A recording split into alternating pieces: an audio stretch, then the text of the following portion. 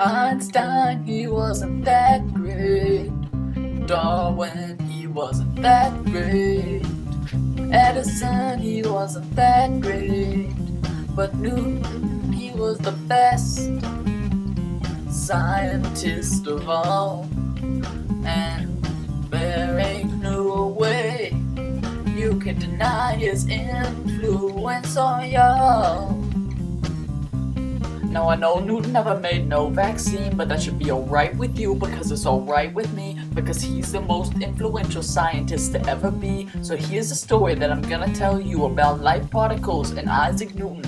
Isaac Newton, yeah, he had this theory, and he said that there were a few main colors that made up light, and they weren't like sound waves, they were little bright dots. And so instead of waves such as made up sound, he envisioned light as a box of crowns, bunches of colors, lots of colors, but 7 main colors that made up all other colors. So without him, where would we be?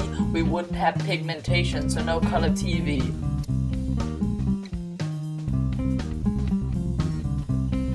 Einstein, he wasn't that great. Darwin, he wasn't that great. Edison, he wasn't that great. Newton, man, he was the greatest scientist of all. His influence is undeniable. Charles Darwin sailed to the Galapagos, but that didn't really affect all of us. Evolution is cool, but it is so cruel that other species must die.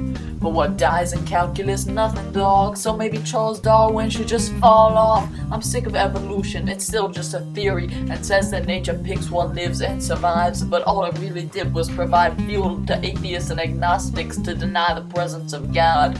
Now I ain't such a strong believer. In fact, you could probably defeat my faith with a small meat cleaver. But that don't change the fact that calculus is awesome. Optimizing your business and predicting outcomes. I don't even want to think of the shape of the world, and I doubt we'll ever evolve past it. That's because you need math, and it needs you. Math gives you something to do and something to prove, whether an X or Y or maybe an N. I hope you can see what I'm saying, because without calculus, business would not be how it is today. Workers would be getting laid off constantly, because the businesses would be in no shape to run if they didn't know the most efficient way to run. So we can trace back the jobs that we are lucky to hold today, especially in this economy, to Isaac Newton and his creation of calculus. Einstein, he wasn't that great. Darwin, he wasn't that great. Edison, he wasn't that great. Ford, no, he wasn't that great. Newton, man, he was the greatest scientist of all. His influence is undeniable.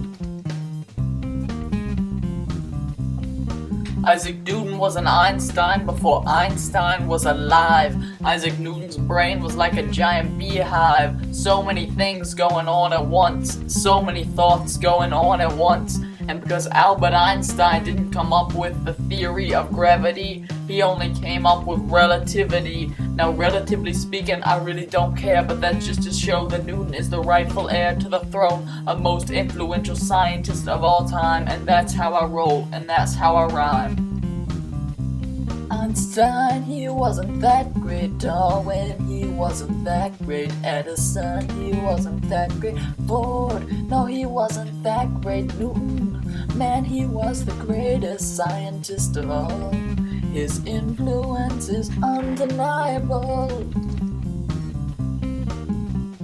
Isaac Newton was the most influential scientist ever to walk the earth. Laws of motion, gravity, am I forgetting something? Let me see. Oh wait, that's right, he wrote the most influential book in scientific history. Added to that, there was calculus, and added to that, he theorized that light particles do in fact exist.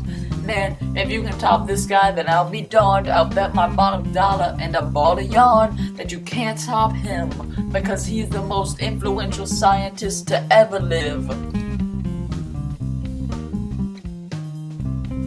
As you can plainly see, Isaac Newton should be the most influential scientist of all. He's a champion when it comes to things such as solving problems. Gravity still holds the world in the place it is today. The laws of motion are telling us what to expect from objects today. We can thank him for many things, things still unknown. But should we ever cease to thank him, the whole world will explode.